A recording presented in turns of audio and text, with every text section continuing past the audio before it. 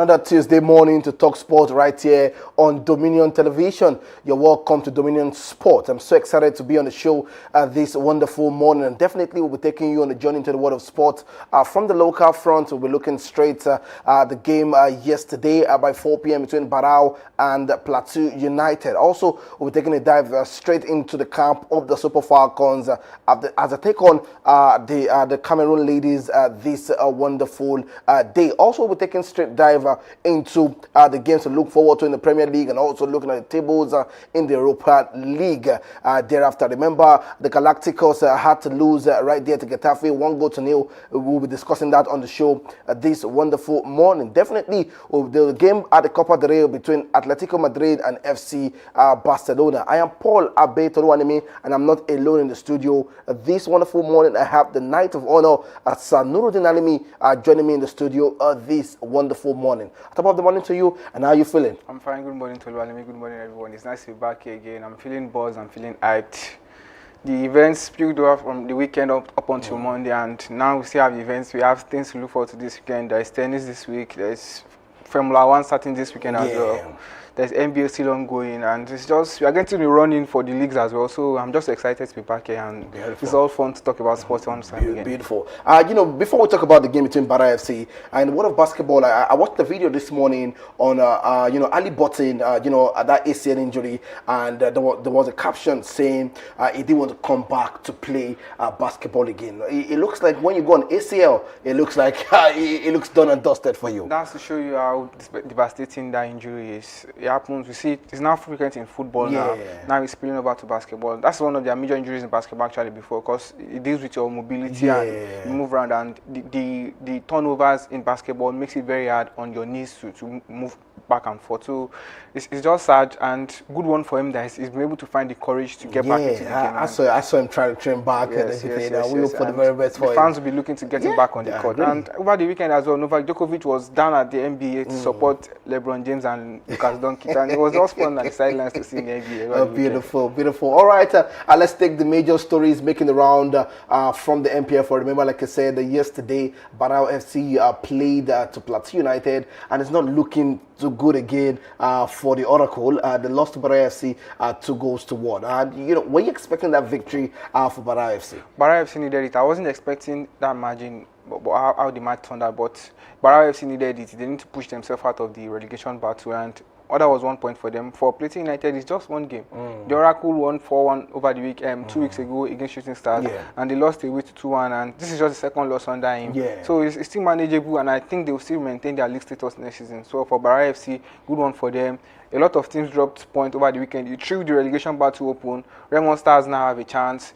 Kano Pillars have a chance. Kwara United also look like they have a chance, even though the points are very, very low. But because of the margin between all teams that are on the log, 2 points, 1 point, especially in the bottom half of the table, it's making it seem if you get your consistency right and get 1 or 2 games to get the maximum point, you'll be up and back up on the log. So for Barao FC, good one for them. 3 points. Plateau United, they lost, but they can look forward to the next game to save their blushes. I agree. But if you look at the next game, for Barao FC and also for Plateau United, right now, Barao FC have been able to escape relegation, and they are now at 10th on the log of the table. And we keep saying how interesting the league is. It's just 1 point adrift most of this team, or 2 points. You look at where 10th position are Barao FC, and look at where maybe the 5th or the 4th is just within maybe 5 to 6 points. Also, you look down at the log of the table. Also, it's just 2-3 point adrift to most of these teams. Yes, that shows the competitive nature of the league, but it's still not boding well on the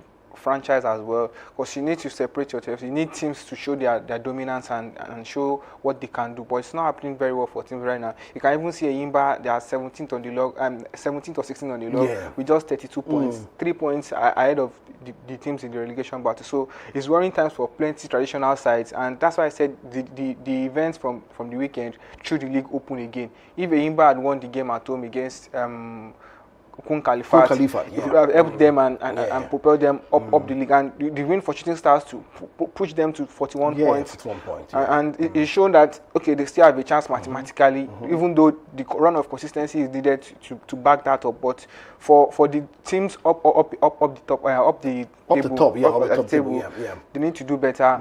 Rangers currently lead Rivers United with a point, and though Rivers have 3 points, I didn't expect them to lose against Bayelsa. But Bayelsa, one thing I failed to put into consideration was one of the 2 losses Rivers United had this season was against Bayelsa United at home, and I think Bayelsa did the double over them this time around. So good one for Bayelsa United, because they also need the win as well. They are in the conversations for teams that could relegate as well, but that win also propelled them up the log as well. For Rivers United, they still have 3 games, need just 1 point to get to the top of the league and maintain the momentum.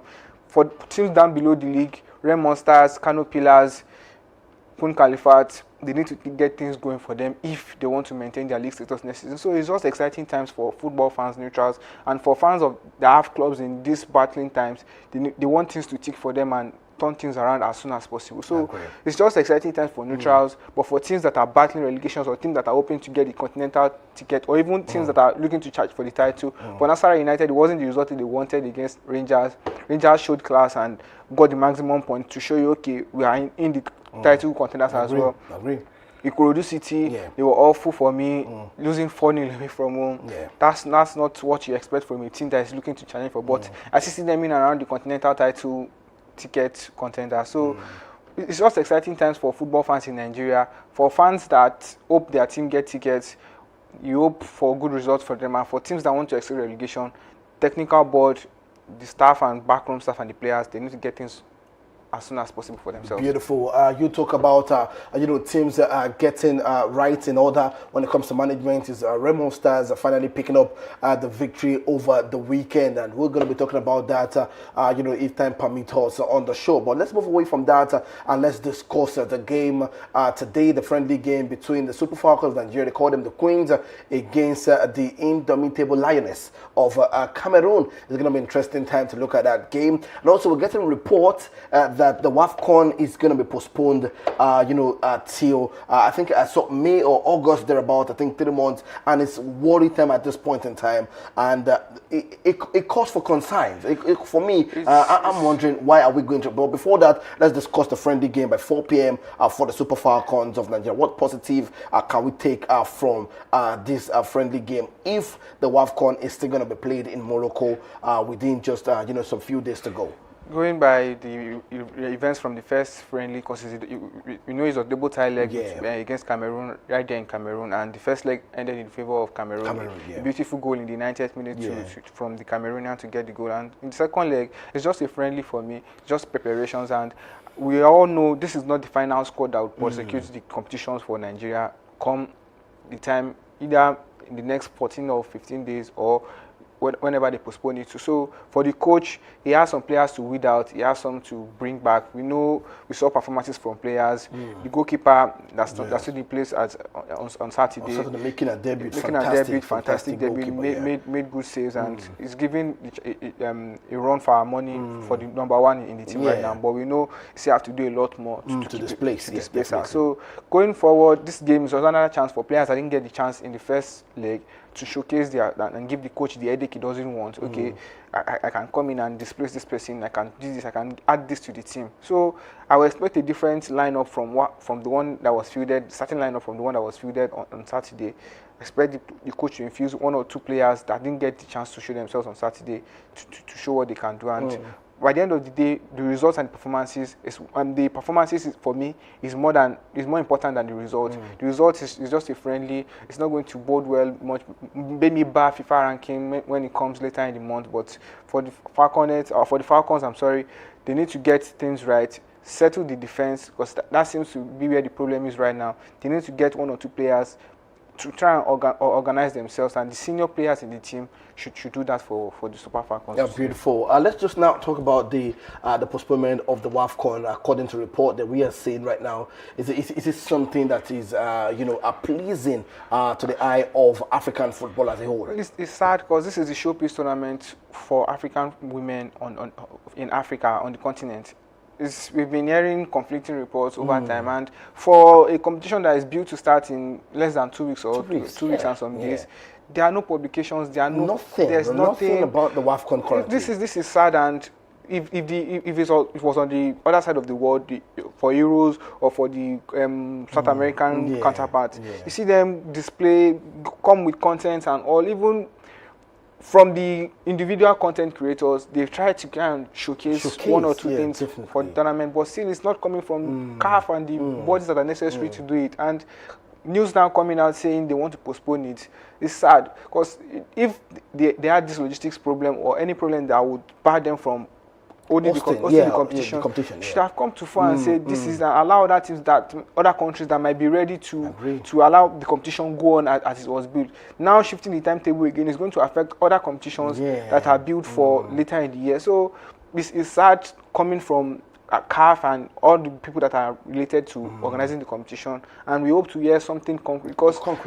It's just, honestly speaking, it's just according to reports, and still, because I was still, checking out the page from CAF earlier this morning, and I didn't see any reports still. And also, I think so now the people asking the question, is Morocco now the head of CAF? Because we are wondering what's happening. If Morocco is saying, because we got the report that South Africa is saying if Morocco cannot host, then we can host. And that was immediately after the AFCON, the drama that came with the final and all. Everybody knew, okay, something is biting Morocco. They didn't get the results their way. There are loads of things that had controversy surrounding it. And if that is the reason why they don't want to, they shouldn't hold the continent ransom. I agree. It's not right. If you're not able to host the competition due to circumstances beyond your power, then it should come out to the fore, and CAF should take a decisive position and say, we are taking this competition away from Morocco, taking it to whichever country that is ready to host, and let things move the way they're supposed to move. Because this back and forth, today we are going to hold the competition, next week we have reports, it's not good. And if it was from a local organizing committee, now we would understand that, okay, this is one country, but this is a continent. This is a continent. Everybody was looking forward to it. Everyone's looking forward to it. Teams are looking to release their players. They don't know if they are going to release their players for this tournament, or they will still hold on to their players. There are different things that are happening behind the scenes that we are not understanding. And for every time the news come out, it's not something positive. We expect more from CAF and every other person that is related to organizing the AFCON, and we hope to get a lasting solution to this issue very soon. Beautiful. And honestly speaking, I'm sure we are ahead to information, and I'm expecting the head of CAF to make sure give us a proper information on what's going on with the WAFCON currently. Let's move away from that and let's talk more sports stories making the round this wonderful morning. As we set our gaze through the game today, is a comeback. Is it possible we see Atletico Madrid come back against, can we see FC Barcelona come back against Atletico Madrid? I'm going to ask you quickly, how do you see Hansi Flick set up his side, and also Atletico Madrid? Would you expect a Diego Simeone, to set up a defensive side, or still go all attack? Remember, the first leg ended 4-0 in favor of Atletico de Madrid. Is one leg to the final? Can Atletico Madrid do it again, or can FC Barcelona turn it around against Diego Simeone? There's a chance for FC Barcelona. We know what they can do. They have exciting players. Jamal is on fire right now. He got 3 goals over the weekend. Fantastic performance for him. And even though Lewandowski got off later injured, but they still have players in their arsenal that can disturb Atletico. But for the Simeone side, it's rare to see them concede 4 goals in a match. And for the type of attacking players he has in his coffers right now, I think he can't score them 4 goals without them replying with at least 1 or 2. He has Ademola Lookman on fire. Julian Alvarez is getting himself. Griezmann is there. You have Solot. He has players that can trouble your defense. For the world right now, Barcelona don't have the best defensive record. They've conceded at least last 4 of their last 5 games. They keep conceding. At least you have to breach their defense at least once in a game, even for lesser opponents. Not to talk of a team that has scored 4 against them this season. So it's going to be a difficult one for Barcelona today. No matter how Hansi Flick sets up, if they want to win the game, they need to hit the ground running as soon as possible. Maybe in the first 5 minutes, get a goal and destabilize the team. Unsettle Simeone. But I don't see Simeone and his boys today capitulating against Would you be Barcelona. surprised if FC Barcelona come back from this game 4 goals to I nil? won't be surprised because stranger things have happened in football. For Simeone, there are times, I think last season or this season, they went about 3-0 or 2-0 up against Yes, Barcelona. that was last season. That was last season. yeah. And FC Barcelona turned it around. But this is the 4-goal deficit Yeah. right now, and I don't think Simeone would want to lose his head and lose the team and lose their chance of silverware this season. Because I think they're out of the La Liga race now. It's between Real Madrid and Barcelona right now, even though that's a different conversation right now. But for Atletico, they're not the strongest sides in Champions League. Yeah. And the Copa del Rey look like one they can hold on to. One they can hold on to. With Real Madrid out, and they defeated Barcelona 4-0 in the first leg. So it's all for Atletico to lose. They have the players that can effect the change. And for me, if I'm Simeone, I won't go back to soak the pressure today. Go all out. Ball out, attack. Attack. You have the players that can do. Ademola Lookman is on fire. He's enjoying life since his winter transfer window. Julian Alvarez got the late goal for them over the weekend. Griezmann is there. Solot is there in the midfield. You have Lemons, Almeida, you have loads of players. And defensively, Atletico are a very solid side. We know what Simeone can do.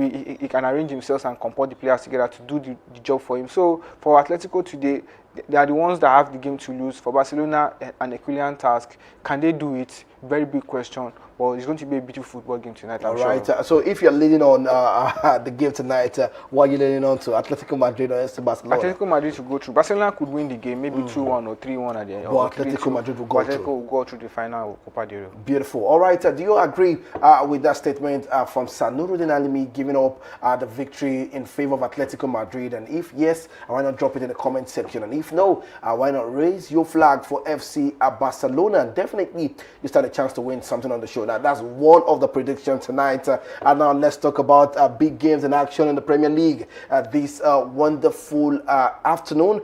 This wonderful morning stroke down to the evening period where we have the Premier League action set for today and also tomorrow. The day after the screen is going to be Bournemouth against Brentford, Everton against Burnley, Leeds against Sunderland, Wolves against Liverpool. Those are the games in action for today. So if you're watching us right now, you have one prediction. Now we now have 5 predictions on board. You have Atletico Madrid and you have the rest of the predictions also. So why not join those predictions together and you get a chance to win something on the show. You have to correct 3 predictions. It's either win, draw, or a loss. We're not doing the predictions of 2 goals to 1 or 2 goals to 2 or 1-0, but make sure it's easy peasy right now. So I'm going to ask you, what games are you looking forward to in the Premier League match day 29 today? For me, Leeds Sunderland is one to look out to. Wolves against Liverpool as well, and Bournemouth against Brentford.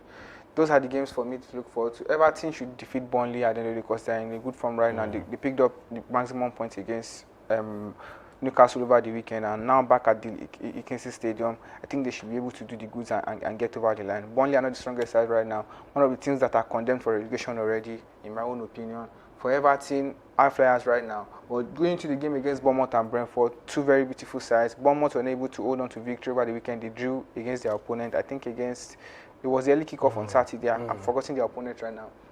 They came back from 1-0 down to draw the points. And for Brentford, one of the high flyers right now, top 7 position, potential to get European ticket next season. They are contenting with Everton and for the Conference League spots right now. So you got Thiago is doing the good. He's getting and among the goals for them. 18 goals this season. 18 goals this season. Only Haaland has more goals than him. And for Bournemouth, they lost their star man in Antoine Semenyo. But even losing their star man, they're still yet to lose any game. That's what I'm saying. That even after losing their star man, they've gotten to themselves together and galvanized themselves to an unbeaten run that has stretched and pushed them to the top half of the league in a comfortable position. Even though I expected more from Iraola and his boys, because this season, they started the season like a house on fire up until some plan. They even drew 4-4 with Manchester United at Old Trafford. Beautiful game, beautiful football, but they dropped form at some point, and now they are struggling. But like we said, they are on an unbeaten run right now. Ryan and other players, they're getting goods for Iraola and his boys. So it's going to be a beautiful game. 2 attacking sides. You expect loads of fire from the game, and it's at the Vitality Stadium. You know what Bournemouth do there. they are very exciting to watch over there. For Wolves and Liverpool, Yeah, I was speaking about that. They look like a team. If we know we are relegated, but Yes. come on, well, we're going to give you a run for your money. yes, the team that have dropped points from Manchester United this year, they've dropped points from Arsenal, Yes, Aston Villa lost. Villa, they've dropped points, I think, against Chelsea as well. So it's going to be a very beautiful. And for Liverpool, they are chasing one of the available spots for championship next season. League, yeah. They are on 45 points right now. I'm sorry, 48 points. 48 points, right? yeah. Three points behind third positions, Aston Villa and Manchester United. So this is a victory they should. This is a team they should look to defeat. But we know Wolves. We saw what they did to Villa over the weekend. They defeated them 2-0 on Friday. Yeah. Now at the Molineux again, it's difficult to play them there, and it's an evening game. You know how the fans come out to troop behind the fans, and for Toluwa Rokodari and other members of the Wolves team, this is one team they can attack right now. Liverpool are fragile. We saw that it was evident over the weekend. After going 2-0 up, they capitulated a bit. Even though the attack was able to push them up, they were able to get 5 goals in the end against West Ham. Today again, if Wolves get their turns right, I think they should be a turn, or they should give Liverpool a difficult time. So it's going to be an exciting game as well. Wolves relegation confirmed, but they look to disturb teams that are looking to get things for themselves. Yeah. And so they did that against Arsenal, like I said. They defeated Aston Villa on Friday 2-0. Now against Liverpool, we are here to see what they're going to do. Definitely, I'm sure that win for Wolverhampton Wanderers will be in favour of some teams, like Chelsea and Manchester United. Definitely also Aston and Villa. So Brentford will be looking their leaves. Brentford will be licking the leaves also. We can move closer to this chasing pack and push ourselves. Probably maybe get an Europa League spot, or even cement their position for that. But they're not going to have it easy against Bournemouth tonight as well. Agree. All right, those are the games to look forward to in the Premier League today. Why not drop your predictions right there, and you can be part of the show and definitely win at something. Make sure you subscribe, make sure you share, make sure you follow. There you have on the screen again. It's going to be Bournemouth against Brentford, Everton against Burnley, Leeds against Sunderland, and Wolverhampton Wanderers against Liverpool. Now, wrapping up the show, let's just talk about the game yesterday between Real Madrid and Getafe. That has sparked up so many conversations. It doesn't look like he's working at this point in time. It's 2 loss right there for Arbeloa, and it's massive worry for the Galacticos at this point in time. Quickly, what are your thoughts on that game and what needs to be done going forward, for Real Madrid? This season, it's been evident from the first half of the season. If you follow the La Liga, Madrid are not the strongest side, but they've been peppering over the cracks. Mbappe has gotten the goal for them. Vinicius, he comes in once or twice in the game to drill, but the midfield is a very big problem for Arbeloa. One of the problems under Xabi Alonso before he left the job. Now Arbeloa took over. They've not seemed to steady the ship for them. The midfield, they need to get creative players. They have more of physical players that can break attack and all, but to get the team over the line, it's not happening for them right now. And you know the La Liga is a very technical league. You see teams that are even low in the league play good football, pass football on the ball on the ground for you and create problems for their opponents. So for Madrid, they are looking to challenge Barcelona to the title. Now it's 4 points. They made the job harder for themselves. In front of their fans at the Bernabeu yesterday, they should have I expected them to have gotten the victory against Getafe, but Getafe too are not pushovers. They've shown themselves over the years that when teams need to get victories, they are here to stand in their way. So for Real Madrid and Arbeloa, they need to steady the ship as soon as possible and hope Mbappe comes back, because Mbappe's absence in the team has shown that they need other guys to step up, and they've not stepped up. Vinicius wasn't there yesterday. Valverde, the captain, was not there, and the problem in the defense, Carvajal, Arnold, David Alaba, it's not working for them. So the team needs to evolve. They still have a chance at the league. It's just 4 points. And there are still other games to play. They see the El Clasico there to get that next, and there are no guarantees that Barcelona will win all their games. So you see between both teams, 4 points are drift the top right now, and they look forward to the next game to rise their ranks. All right, definitely. Let's hope that Real Madrid can look forward to the next game to right their wrongs. That's all we can take on the show this wonderful morning right here on Dominion Sport. I want to say a big thank you to my producer and also the crew for making sure this show remains global. We're going to see again tomorrow, but please make sure you drop your predictions to be part of the winners of the show. And don't be stingy today. as well. Don't be stingy. Make sure you share and let somebody know. There's loads to go around. It's so much to go around right here on the show. We're going to see you again tomorrow, so make sure you join us, make sure you subscribe, make sure you on the notification bell so you can be aware of the show right here. I am Paul Abe Toruwanimi. Once again, have a fantastic day and bye for now.